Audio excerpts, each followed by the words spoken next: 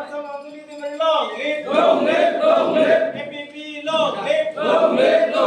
Kokrabari Block Committee welcome, Kokrabari Block Committee welcome, APP long live. जों दिनै बेवहाय खख्लाबारि ब्लकखौ दाफुंबाय अल्टारनेटिभ पार्टी अफ बड'लेण्डनि फ्राय ओमफ्राय बेवहाय गासै सा 35निबो बारा सोद्रोमा लानानै दानाय जादों मोनसे गोख्रों ब्लक कमिटि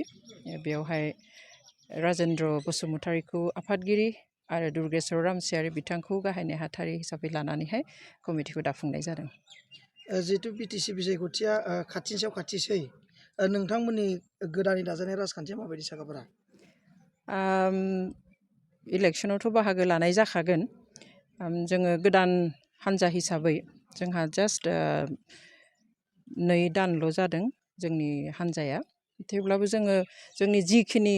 दानांगौ दा district committee block committee primary committee आरो बुथ लेभेलनि कमिटि बेखिनिखौ दाफुंबाय थानाय जादों आरो बे जुन दाननि गेजेरावनो जोङो गासै कमिटि दानायखौ कमप्लिट खालामगोन आरो बिनि उननिफ्राय जोङो इलेक्सननि थाखाय साखाफारा जागोन जिहेतु बिटिसिआव मोननै राजखान्थि हान्जा दंखायो माबायदि जुजिगोन नोंथांमोना फैबाय थानाय समाव मोननै राजखान्थि हान्जा दंखायो जोंनि गेजेरावहाय आरो गुबुन नेशनेल पार्टिफोरबो दङ जायफ्रा बेवहाय बाहागो लादों सिगाङावबो आरो लाफैगोन गावबा गाव स्ट्रेटेजिजों आवगायगोन हान्जायाथ' थायो थाब्लाबो जों जोंनि एपिपिनि जिथु स्ट्रेटेजि बे स्ट्रेटेजि प्लानजोंनो जों आवगायलांगोन जिहेतु मोन 40 बियाबथा दङ बेनि गेजेराव मोनबेसेसो होगोन नोंथांमोना जों बेखौहाय दिनैनो बुंनो हाया बुंथ'नाय नङा सम जायाखै जोंहा बेखौ बुंनो थाखाय आरो स्पेशेलि गासै कमिटिफोरखौ दाखांनायनि उनाव जोङो रिपर्ट लागोन गासैबो डिस्ट्रिक्टनिफ्राय गासैबो समस्टिनिफ्राय बेनि उनाव जोङो बेसेबाङाव होगोन बेखौ थि खालामगोन बेसेबांसो आखाबादि नोंथांमोना जिहेतु 40टा बियाबनि गेजेराव जों बेसेबाङाव होगोन जों बेखौनो दिनै थिरांथा खालामाखै जोङो कमिटिफोरखौ दाखांनायनि उनाव जोङो गासै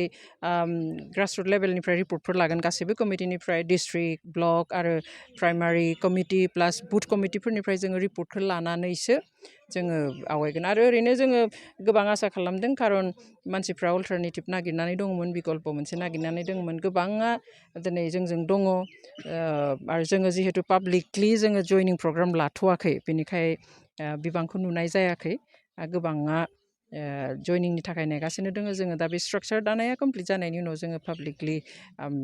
जयनिं प्रग्रामफोरखौ लागोन आरो अब्लानानो जोङो जोंनि जि गोहो बेखौ जोङो हमनो हागोन